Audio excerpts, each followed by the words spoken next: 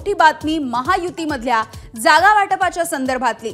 महायुतीमध्ये जागा वाटपाची चर्चा सुरू असताना जवळपास 40 मतदारसंघांमध्ये आता वाद निर्माण होण्याची शक्यता असल्याचं कळतंय आणि या 40 मतदारसंघांची माहिती एबीपी माझाच्या हाती लागली आहे। या मतदारसंघांमध्ये भाजप, शिवसेना आणि राष्ट्रवादीमध्ये उमेदवारीवरून रस्सीखेच सुरू आहे। वादातल्या जागांवरती लवकरात लवकर बैठक घेऊन तोडगा काढावा अशा सूचना केंद्रीय गृहमंत्री अमित शहा यांनी मुंबईमधल्या बैठकीमध्ये दिल्या होत्या आणि याबद्दल याच आठवड्यामध्ये राज्यातल्या वरिष्ठ नेत्यांची बैठक होण्याची सुद्धा शक्यता आहे। पुढच्या 10 दिवसांमध्ये दिल्लीत अंतिम चर्चा सुद्धा होणार आहे, तशी सूचना अमित शहांनी राज्यातल्या नेत्यांना दिल्याची माहिती सूत्रांनी दिली आहे। आणि याविषयी बोलूयात, आमचे प्रतिनिधी निलेश बुधावले सध्या आपल्या सोबत आहेत। निलेश, 40 मतदारसंघांमध्ये महायुतीमध्ये रस्सीखेच असल्याचं कळतंय। कोणते मतदारसंघ आहेत नेमके जिथे ही रस्सीखेच वाढताना दिसतेय?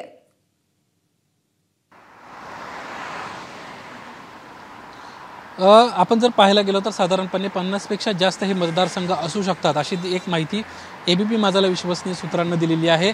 यापैकी जवळपास 40 मतदारसंघांची माहिती जी आहे ती आपल्या हाती लागलेली आहे।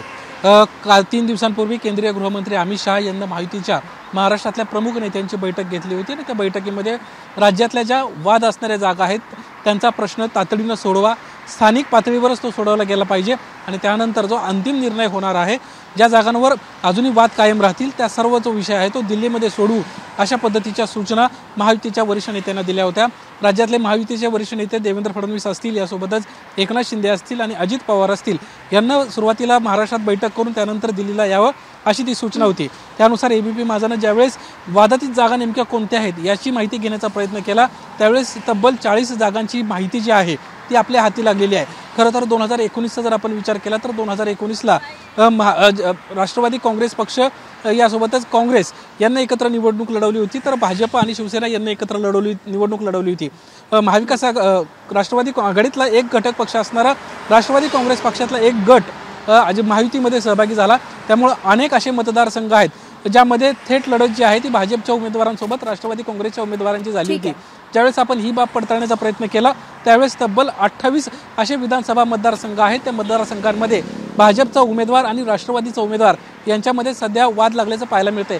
आपण पुणे जिल्ह्याचं चित्र पाहिलं जिथं किंवा पुणे जिल्ह्याचा शेजारचा तालुका असणारा मावळचं आपण उदाहरण पाहिलं तर त्यामध्ये प्रामुख्यानं बाळा भेगडे असतील किंवा सुनील शेळके असतील यांच्यामध्ये वाद आपल्याला पाहायला मिळतोय। तर तिकडं इंदापूरमध्ये दत्तामामा भरणे आणि हर्षवर्धन पाटील, दत्तामामा राष्ट्रवादीचे आमदार आहेत तर हर्षवर्धन पाटील भाजपचे आमदार आहेत। अशाच पद्धतीनं तब्बल 28 विधानसभा मतदारसंघ असे आहेत जिथं थेट लढत जी आहे ते राष्ट्रवादी काँग्रेस पक्षाची भाजपसोबत झाली होती।